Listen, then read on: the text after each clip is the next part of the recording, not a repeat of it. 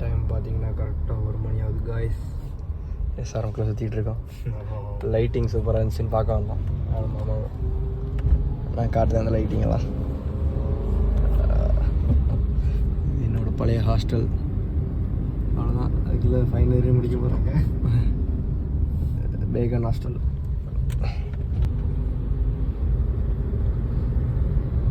வந்ததும்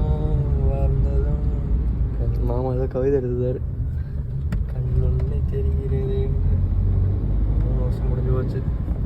சும்மா இல்லை, 3 வருஷம் முடிஞ்சு போச்சு. எங்கே போகணும்? லைட்டிங் பார்க்கலாம். என்னையா எங்கேயும் போக மாட்டேன். சென்னை சுற்றிட்டு இருப்போம். எனக்கு தெரிஞ்சு சென்னையில் சுற்றிட்டு இருப்பானா? மாமாக்காண்டி.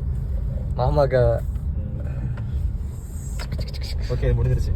இல்லை எப்படி மட்டும் பாரு. சொல்லுங்க மாமா, அப்படி டக்குன்னு சொல்லுவோம். டக்குன்னு சொல்லலாம். அடுத்த வீடியோவில் என் நில புதைந்து போனதா?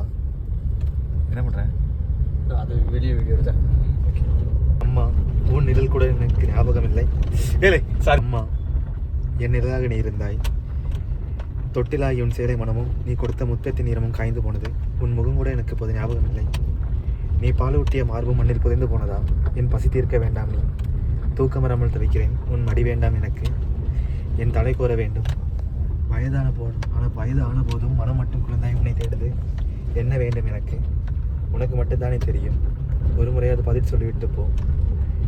இனிமேல் உன்னை நான் தேடப் போவதில்லை. லைக் பண்ணுங்க, நல்லா இருந்துச்சுன்னா பிடிச்சதுன்னா கமெண்ட் பண்ணுங்க.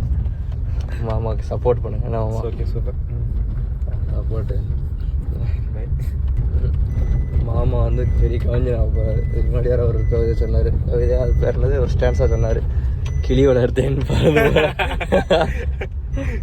அணில் வளர்த்தேன், ஓடி போனது, மரம் வளர்த்தேன், எல்லாம் வந்தது, இரண்டும் திரும்பி வந்தது. இது கொண்டலூர்ல ஸ்கூல்ல நான் வந்து 6ஆம் பார்த்துருக்கேன். மாமா அதை கரெக்டாக பார்த்துருக்காரு. நான் சொன்னோன்னே கரெக்டாக பிடிச்சிட்டாரு. இது நான் அங்கே பார்த்துருக்கேன்ல பிள்ளை அப்படின்னு. ஏன்னா நான் ஃபுல்லாக அந்த ரூட்லாம் சுற்றிட்டு இருப்பேன். கொண்டு அவ்வளோ தான். அவரை சும்மாவே ஏதாவது எழுதி போட்டுறேன், வாசிச்சு போயிட்டு இருப்பேன். அந்த ஹேபிட் உண்டு. கரெக்டாக அவன் சொன்னோடனே அந்த மைண்ட் செட் வந்துச்சு.